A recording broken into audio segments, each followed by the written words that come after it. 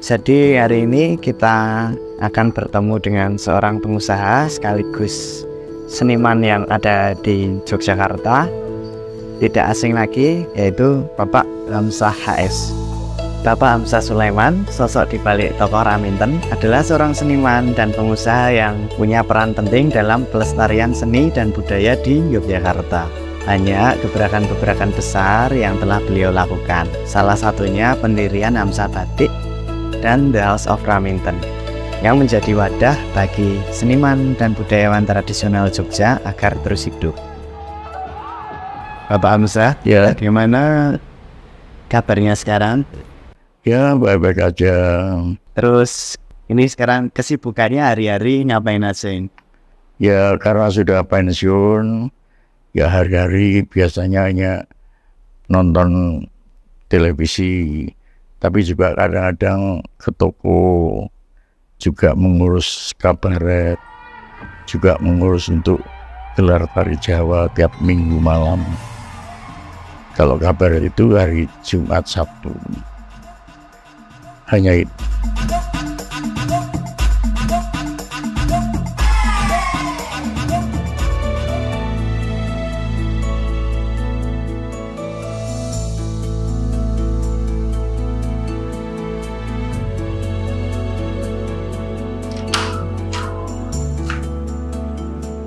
Nah, luar biasa sekali kiprah Bapak Hamzah ini.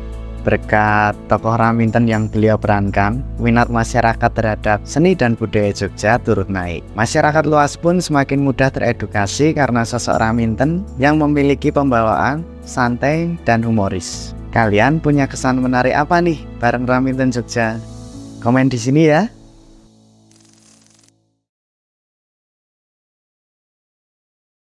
Pernyataan bahwa seni dan budaya lokal merupakan sebuah identitas adalah fakta yang konkret. Saya pribadi yakin kalian akan sepemikiran juga setelah dengar penjelasan dari saya ini. Kalau kita ngomongin kesenian reog, akan langsung kepikiran apa? Ponorogo pastinya. Kalau ondel-ondel? Jakarta. Betul, pasti Jakarta. Terus kalau wayang? Udah pasti langsung merujuk ke Jawa ya. Nah, dari ilustrasi singkat ini, sebenarnya kita bisa lihat kalau seni dan budaya itu bisa jadi identitas bagi suatu daerah, termasuk bagi masyarakat itu sendiri. Nah, ketika kita mengkolaborasikan suatu seni atau budaya dengan sebuah usaha, maka usaha itu akan ikut memiliki identitas budaya dari daerah tersebut. Kita lihat Hamzah Batik atau Raminten. Ketika kita dengar nama ini, orang-orang pasti akan langsung kepikiran, wah Jogja nih. Nah, hal ini karena dua usaha tersebut, menurut saya pribadi, berhasil melebur dengan seni dan budaya dari Jogja. Yang mana artinya, seni dan budaya Jogja pada akhirnya ikut menjadi identitas dari Hamzah Batik dan Raminten itu sendiri. Mas Bagus, kenapa batik jadi salah satu seni warisan budaya yang harus banget dilestarikan? Ngomongin soal seni dan budaya, sebenarnya banyak ya yang harus kita jaga dan lestarikan. Bukan cuma batik, tapi ada juga tarian dan kesenian tradisional. Ada baju-baju tradisional, ada kerajinan, ada seni kriya, seni lukis, dan lainnya. Nah, tapi kalau ditanya kenapa batik ini harus banget dilestarikan, ada beberapa alasannya. Pertama, batik punya sejarah yang panjang. Batik ini udah ada di Indonesia selama berabad-abad dan jadi bagian penting dari budaya Indonesia, khususnya Jawa. Perjalanan perkembangan batik ini dari masa ke masa menjadikannya berharga. Terus kedua, proses pembuatan batik yang unik dan spesial. Kegiatan membatik itu melibatkan teknik yang rumit dan butuh waktu yang lama.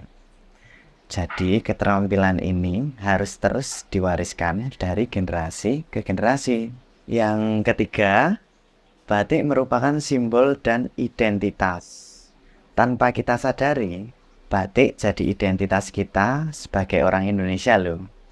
Di berbagai acara resmi, entah di dalam maupun luar negeri, kalau sekarang kita tuh pakai batik, otomatis orang tahu kalau kita tuh dari Indonesia.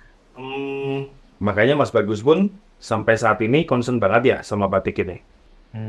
Betul banget.